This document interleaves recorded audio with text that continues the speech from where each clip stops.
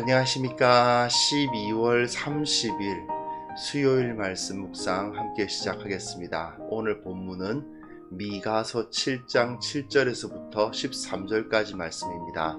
어제 원래 날마다 솟는 샘물에서는 6절까지 다루는 것을 제가 7절까지 다루었고요. 오늘 다시 한번 7절을 잠깐 언급하고 시작했으면 합니다. 여하튼 하나님께서 우리들에게 어떤 은혜를 주시는가를 다루는 본문입니다. 오늘 제가 그림을 좀 귀여운 아이가 벌 받고 있죠. 지금 생각하는 의자에 앉아서 벽 보고 있는 그림인데요. 저는 좀 상상력 때문에 그렇게 했습니다만은 그 뒤에 이 아이를 바라보는 그 사랑스러운 눈으로 바라보는 부모의 눈길이 좀 떠오르거든요. 혹시 여러분들은 그렇지 않으신지 모르겠습니다.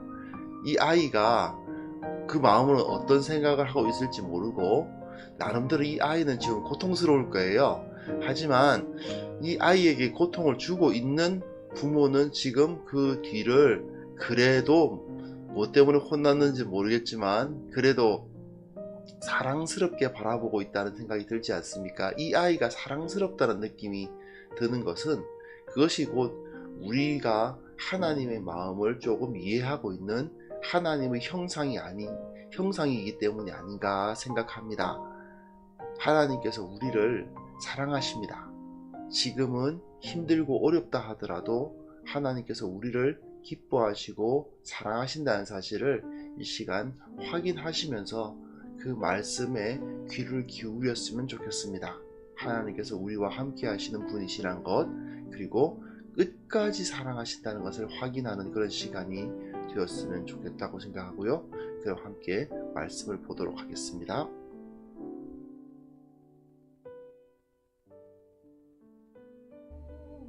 오직 나는 여호와를 우러러보며 나를 구원하시는 하나님을 바라보나니 나의 하나님이 나에게 귀를 기울이시리로다.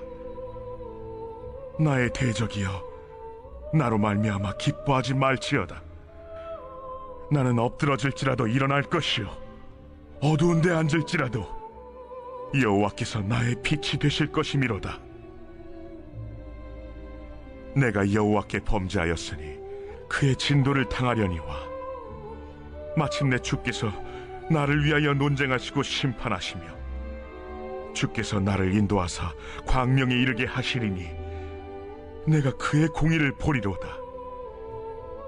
나의 대적이 이것을 보고 부끄러워하리니 그는 전에 내게 말하기를 내 하나님 여호와가 어디 있느냐 하던저라. 그가 거리에 진흙같이 밟히리니 그것을 내가 보리로다. 내 성벽을 건축하는 날 곧 그날에는 지경이 넓혀질 것이라.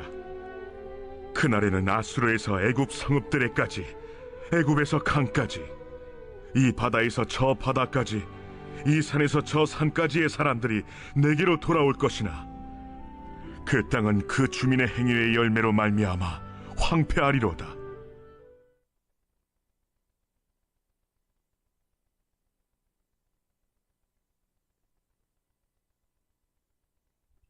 네, 지금 우리는 미가서의 마지막 부분, 내일까지 미가서를 다루게 되고 내일 완전히 마지막 본문을 다루겠습니다만은 이 3부 참된 신앙으로 돌아오라는 본문을 다루고 있죠.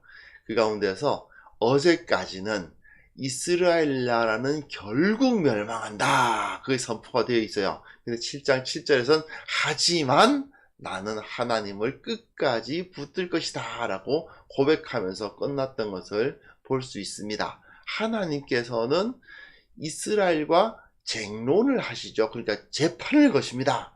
재판을 딱 걸어서 내가 너에게 안 해준 게 어디 있는데 너는 왜 언약을 지키지 않느냐. 그러니까 이스라엘은 아니 제가 뭘 가지고 뭘 더 바쳐야 된단 말입니까? 1년 된 송아지를 바쳐야 되나요? 천천의 수양과 만만의 기름을 드릴까요? 제 아들이라도 바칠까요? 뭐 이런 이야기를 하고 있는 이스라엘에게 하나님은 분명히 무엇이 선한 것을 보여주시지 않았느냐?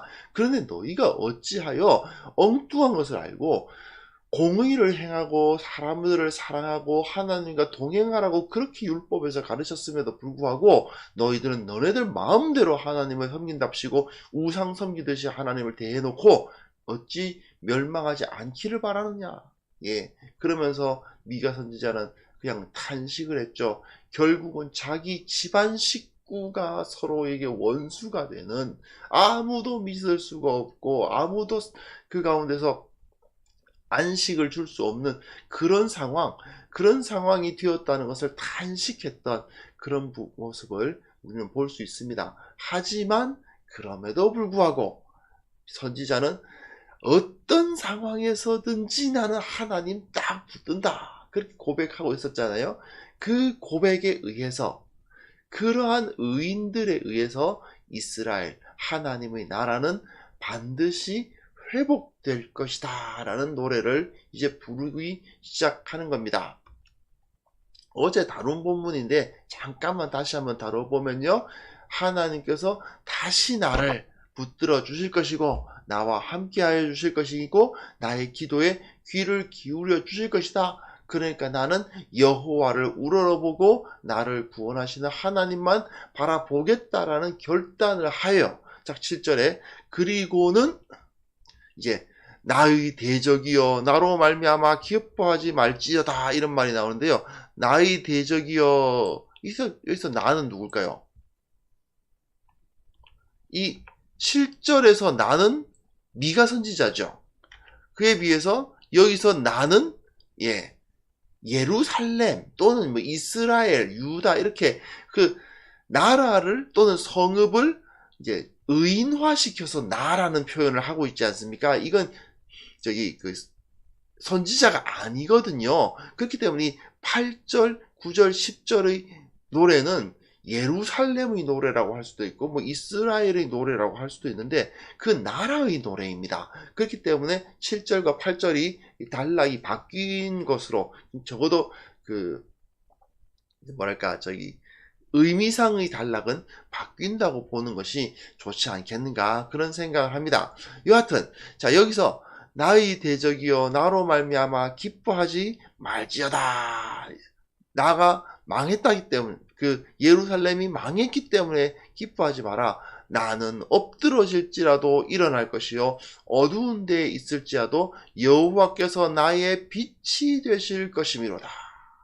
여호와께서 나의 빛이 되신다는 게 굉장히 우리들에게 강력한 도전을 주죠. 지금까지 하나님이 우리를 치신다, 우리는 망했다, 우리는 정말 그 안식을 얻을 수 없는 상황에 떨어졌다라고 탄식을 했지만, 근데 그 옆에서 예루살렘이, 선지자는 옆에서 탄식을 하고 있는데, 선지자는 그럼에도 불구하고 나는 하나님을 붙들 테야 이렇게 막 그러고 있는데, 옆에서 예루살렘이 막 두들겨 맞았어요. 혼이 났어요. 하지만 그 예루살렘이 그 선지자의 모습처럼 하나님은 나의 빛이 되어 주실 것이야 라고 고백하고 있는 것입니다. 근데 이 고백이 매우 우리들에게 회복의 비전이 있다는 것을 깨닫게 하잖아요. 내가 여호와께 범죄하였으니, 내가 여호와께 범죄하였으니 그의 진노를 당하려니와, 이게 결국 회복의 실말이죠.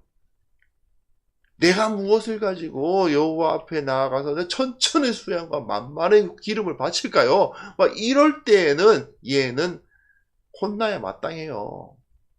하지만 내가 여호와께 범죄하였으니 그의 진노를 당하려니와, 내가 잘못했으니 벌을 받아야지요 라고 말하고 있잖아요. 이랬을 때 이들은 소망이 있는 것이죠. 내가 범죄했으니까 진노를 당한다, 이런 고백을 할 때 마침내 주께서 나를 위하여 논쟁하시고 심판하시며 주께서 나를 인도하사 광명에 이르게 하시리니, 이게 상당히 재밌지 않습니까? 나를 위하여 논쟁하시고 심판하셨다. 논쟁하시고 심판하는 모습을 6장에서 우리가 봤단 말입니다. 제3부 시작할 때 하나님께서 이스라엘과 논쟁을 하시고 결국 심판을 하시고, 그 때문에 옆에서 그 선지자는 탄식을 하고 애가를 불렀잖아요. 근데 그것이 누구를 위해서요? 나를 위해서. 예.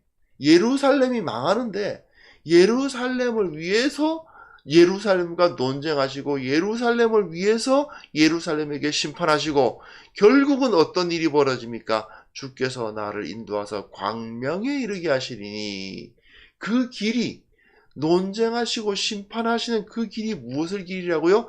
광명에 이르게 하시는 길이라는 것입니다. 그래서 내가 그의 공의를 보리로다. 하나님께서 요구하시는 그 정의, 네가 정의를 행하고 그 사람들을 사랑하고 하나님과 함께 동행할 것을 요구하셨던 그 하나님의 공의가 무엇인지를 깨닫게 되는 것입니다. 내가 그의 공의를 보리로다. 이 표현을 신약에 가면 어떻게 표현됩니까? 내가 의롭다함을 얻는다. 그렇죠? 하나님을 믿음으로 말미암아 내가 의롭게 된다. 이런 표현과 같은 것이죠. 그랬을 때 나의 대적이 이것을 보고 부끄러워할 것이다. 그 대적은 어떤 대적입니까? 내게 말하기를 네 하나님 여호와가 어디 있느냐 했던 대적이. 이것을 통해서 어떤 일이 벌어진다고요? 나를 치던 대적이 네 하나님 여호와가 어디 있느냐라고 조롱했던 대적이 결국은 그가 거리의 진흙같이 밟힐 것이다. 그것을 내가 보리로다. 하나님께서 허락하셔서 그 대적이 우리를 치는 것을 우리는 겪게 되었지만 그럼에도 불구하고 하나님은 그것을 통해서 오히려 광명에 이르게 하시고 내가 하나님의 공의를 보게 되면 어떤 일이 벌어지느냐? 대적들이 우리를 쳤던 그 대적들이 오히려 부끄러움을 당하고 그들의 그 입에 네 하나님 여호와가 어디 있느냐 따위의 이야기를 했던 것을 부끄러워하게 될 것이고 그 말을 한 것 때문에 결국은 거리에 진흙같이 밟히게 될 것이다 라고 노래하고 있는 것이죠. 자, 한번 이 로마서 본문 한번 볼까요? 로마서에 하나님께서 이 바울이 뭐라고 하고 있는지를 상당히 우리가 관심 있게 봐야 됩니다. 한번 보십시오. 내어버려 두신다. 그들을 마음의 정욕대로 더러움에 내어버려 두신다. 로마서 1장이에요. 로마서 1장 23번이나 이런 표현이 있어요. 24절, 26절, 28절 한 절씩 띄워가지고 이렇게 표현하고 있죠. 내어버려 두셨다. 마음을 내어버려 두셨다. 더러움에 내어버려 두셨다. 이게 어떤 존재입니까? 하나님으로부터 택함 받지 못한 자들, 하나님으로부터 버려질 자들, 영원한 심판을 받을 자들의 운명이 이거라는 것입니다. 무엇입니까? 마음의 정욕을 그대로 정욕을 채우도록 더러운 정욕을 채우도록 내버려 두시는 거예요. 부끄러운 욕심을 채우도록 내버려 두십니다. 그 상실한 마음에 내버려 두세요. 내버려 두시는 것이 하나님의 징계입니다. 아니 왜 하나님은 영원한 심판입니다. 지금 당장 잘못했다고 때리고 생각하는 의자 앉혀가지고 혼내는 것은 사랑입니다. 하나님의 사랑이에요. 하나님께서 관심 갖지 않는 자들, 하나님께서 사랑하지 않는 자들은 그냥 그래 너는 그렇게 살아라. 그래 너는 그 죄 가운데서 마음대로 뒹굴다가 영원한 심판에 떨어져라 라고 말씀을 하고 계신 것입니다. 하나님께서는 결코 사랑하는 백성들을 내버려 두시는 법이 없는 거예요. 사랑하시기 때문에 징계하시고 사랑하시기 때문에 어떻다고요? 사랑하시기 때문에 논쟁하시고 사랑하시기 때문에 심판하십니다. 이걸 우리는 반드시 이해할 필요가 있는 것이죠. 그래서 이제 이번엔 다시 내 성벽을 건축하는 날, 이건 다시 선지자의 말이에요.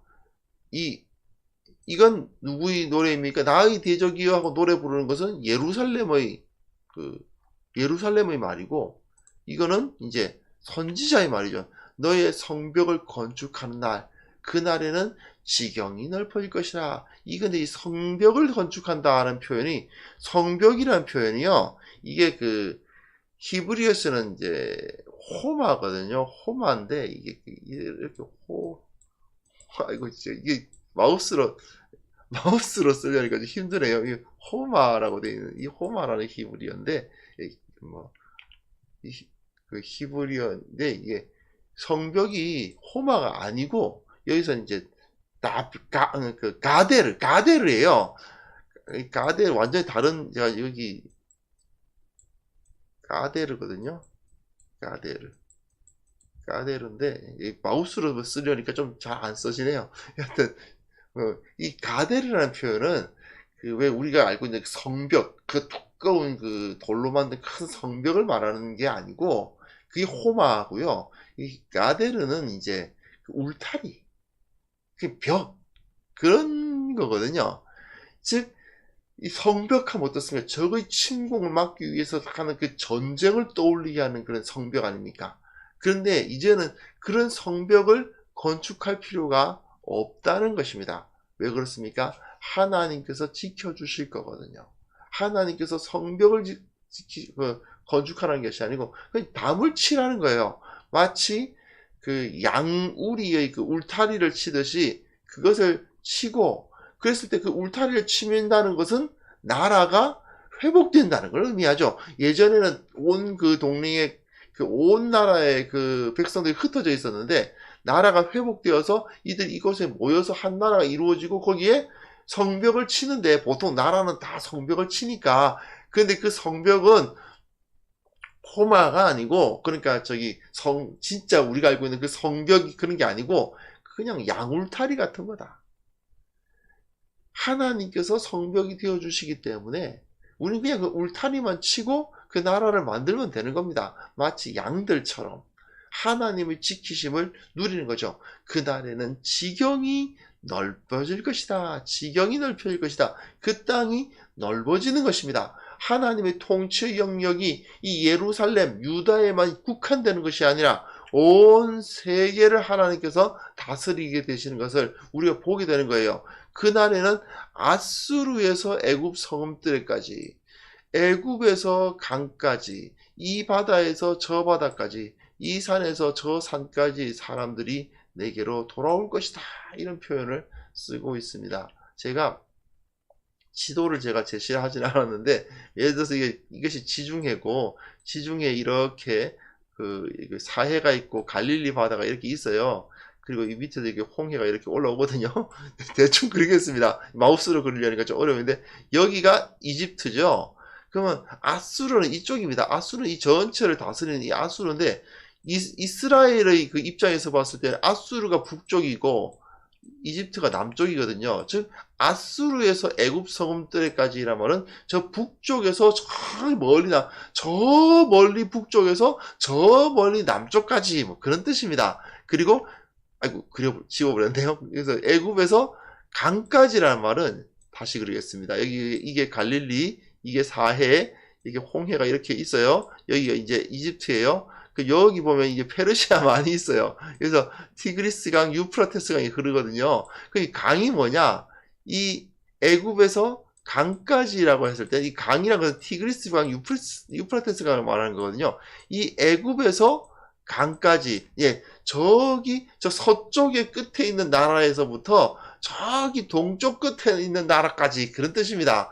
그래서 아수르에서 애굽 성읍 때까지 저 북쪽 먼 북쪽에서부터 먼 남쪽에 이르기까지 저 그 바다 쪽에 있는 저 서쪽에 있는 나라에서부터 저 동쪽에 있는 강까지 그래서 이 바다에서 저 바다까지 이 산에서 저 산까지 즉 온 세상 이 온 세상의 모든 사람들이 다 너에게로 돌아올 것이다. 예루살렘에게로 올 것이다. 하나님의 백성이 되기 위해서 모든 사람들이 모든 민족의 사람들이 다 하나님께로 나와서 주님을 섬기게 될 것이다. 그 말이죠. 그런데 그에 비해서 이제 그 땅은 어느 그 땅이겠습니까? 저들이 떠나온 땅입니다. 애굽에서 떠나와서 하나님을 섬기기 위해서 예루살렘으로 오고 저 유프라테스강, 티그리스강에서부터 사람들이 와서 하나님의 백성이 되기 위해서 그 자리에 오는데 그 원래 자리, 애굽과 이 강과 그런 바벨론과 아수르와 이런 지역은 결국은 다 이제 황폐할 것이다. 왜 그러냐? 그 주민의 행위의 열매로 말미암아 황폐하리로다. 뭐가 생각나십니까? 소돔성에서 그 롯이 빠져나오는 그림이 그려지죠.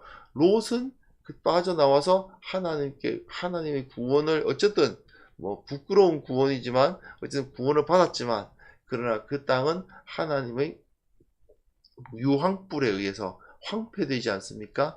그런 것과 마찬가지로 하나님께서 온 세상을 다 심판하시되 거기서 하나님의 백성들을 모아서 자기 백성을 삼으시고 그 땅 가운데 하나님의 약속의 땅으로 인도하신다라는 노래를 부르면서 그래서 확신을 표현하고 있는 것이죠. 하나님은 반드시 우리를 구원하신다. 하나님은 반드시 우리와 함께 하신다라는 것을 노래하는 것입니다. 자, 이 본문을 보면서 우리는 다시 한번 하나님의 사랑을 확인할 수 있었으면 좋겠습니다. 하나님께서 사랑하시니까 혼내시는 거예요. 하나님께서 우리에 대한 그 영원한 사랑을 갖고 계시기 때문에 우리를 징계하시고 어려움을 주시고 우리 죄악을 보게 하시고 우리가 범죄하였습니다. 내가 주님 앞에 잘못했습니다. 라는 고백을 하게 만드시는 것입니다. 그런 모습, 그것이 우리들에게 매우 중요합니다. 우리가 하나님으로부터 징계를 받는 것을 통해서 하나님의 사랑을 느낄 수 있다면, 하나님의 정의로움을 느낄 수 있다면 우리는 소망이 있습니다. 하나님께서 그 언약을 지키시는 거예요. 하나님과 이스라엘은 언약을 맺고 약속을 맺으셨습니다. 네가 범죄하면 내가 너에게 벌을 주겠지만 끝까지 너를 붙들고 너를 돌이켜 주겠다라고 언약을 하셨거든요. 그렇기 때문에 우리가 범죄했을 때 하나님이 벌을 주시는 것은 회복시키시기 위해서 벌 주시는 거거든요. 벌을 안 주신다는 것은 무엇을 의미합니까? 포기했다. 너희들은 이제 너네들이 알아서 살 일이고 나는 너네들 안 지켜주겠다. 그 말씀이에요. 우리에게 벌을 하시는 이유는 나를 그만큼 사랑하시고 나에 대한 관심을 갖고 계시다는 의미이기 때문에 우리는 이것을 정말 의미 있게 받아들여야만 한다고 생각합니다. 자, 여러분, 우리가 하나님으로부터 사랑을 받고 있습니다. 우리는 하나님으로부터 그 귀한 하나님의 그 은혜를 입고 있는 것입니다. 지금 우리가 살아가는 현실이 상당히 어렵고 여기저기에서 교회의 부끄러운 부분도 나타나고 세상 사람들로부터 조롱을 받고 그들이 실제로 그런 저주의 말을 입에 올리죠. 네 하나님이 어디 있느냐? 예, 세상의 불신자들이 너희들이 섬기는 그 하나님이 어디 있느냐라고 조롱하고 비웃을 때가 있습니다. 그런 상황에서 왜 우리가 이런 일을 당하는 것일까? 예, 우리가 회개해야 할 부분이 있기 때문이죠. 2020년 제 느낌에는 거의 지워지다시피 한 해인데 그 한 해를 우리가 지내오면서 하나님께서 왜 우리에게 이런 일을 행하셨는가? 왜 교회가 이런 수모를 당하게 하셨는가를 다시 한번 떠올려 보실 수 있었으면 좋겠고요. 하나님께서 우리를 사랑하시기 때문에, 교회를 사랑하시기 때문에 이런 일을 당하게 하사 다시 한번 우리가 주님께로 마음을 돌리도록 부르고 계시구나 하는 것을 깨달으셨으면 좋겠습니다. 제가 첫 페이지에서 우리 어린아이가 이제 벽 보고 혼나고 있는 그림을 제가 제시했습니다만은 그 아이가 좀 더 커야 되겠죠. 물론 엄마가 나를 사랑해서 이런 일을 나에게 이렇게 나를 혼낸다는 것을 깨달으려면 좀 더 커야 되겠지만, 그러나 그 아이가 그걸 알게 된다면 엄마가 나를 정말 사랑하는구나, 엄마가 나를 정말 내가 바로 되기를 원하는구나 하는 것을 깨닫는다면 한층 성숙한 거 아니겠습니까? 그러한 성숙이 우리들에게도 우리의 그런 영적인 성숙이 우리들에게도 나타날 수 있기를 바랍니다. 이 시간 기도하면서 주님께서 그 은혜를 우리에게 주옵소서. 주님의 말씀의 능력이 우리 가운데 임하게 하시고 주님의 마음을 깨닫는 은혜가 우리에게 임하여 주옵소서. 그 은혜를 우리에게 임하게 하여 주옵소서. 이 시간 함께 이러한 제목으로 기도할 수 있었으면 좋겠습니다. 기도하겠습니다.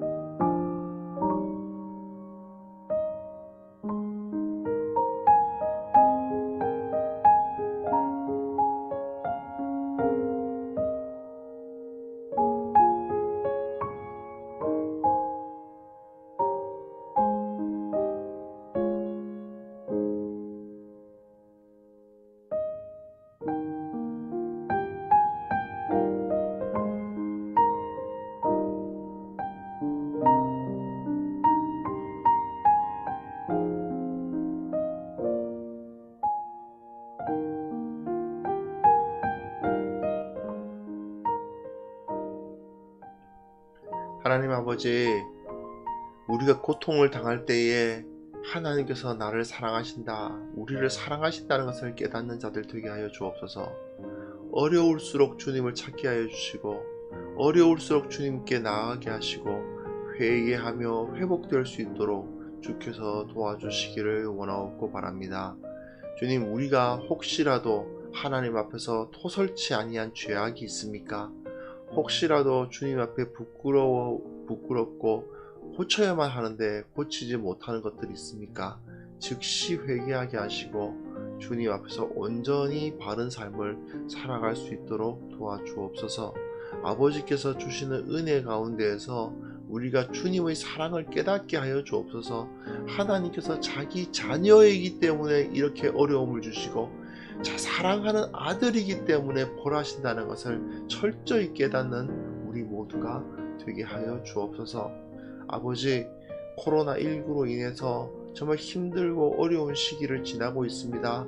특별히 교회가 이 계기를 이러한 어려움 가운데에서 세상 사람들로부터 분노와 조롱의 대상이 되고 있음을 주께서 보시나이다. 주께서 이 모든 섭리가 오히려 우리를 회복시키시고 우리를 깨끗게 하시고 교회의 영광을 드러내시기 위함이라는 사실을 깨닫게 하여 주셔서 우리 마음속에 기쁨과 감사가 충만하는 역사가 일어나게 하여 주옵소서. 아버지 하나님께서 이 어려운 터널 가운데 우리와 함께 하심을 믿습니다. 주님께서 우리와 같이 이 길을 걸어가고 계심을 믿습니다. 두려워하지 않도록 도와주시고 고칠 것을 과감히 고치는 그러한 용기도 허락하여 주시고 결코 이 세상에서 세상의 풍조와 세상의 노래를 따라가지 않도록 주님, 우리가 주님을 바라보고 주님과 함께 걸어갈 수 있도록 주여 우리와 함께하여 주옵소서. 오늘 하루 주님 앞에 의탁합니다. 오늘 하루 주님께서 우리와 함께 해 주시기를 원합니다. 하나님께서 능력을 허락하여 주옵소서. 이제 2020년이 단 이틀밖에 남지 않았는데 유종의 미를 거두게 도와주시며 무엇보다도 주님께서 이 고통 가운데서도 이 어려움 가운데서도 우리와 함께 하신다는 사실을 이 온 세상 가운데 선포하는 귀한 성도들 다 될 수 있도록 주여 함께하여 주시고 힘 주옵소서. 오늘 우리의 기도에 응답하신 주님께 영광을 돌리오며 예수님의 이름으로 기도합니다. 아멘.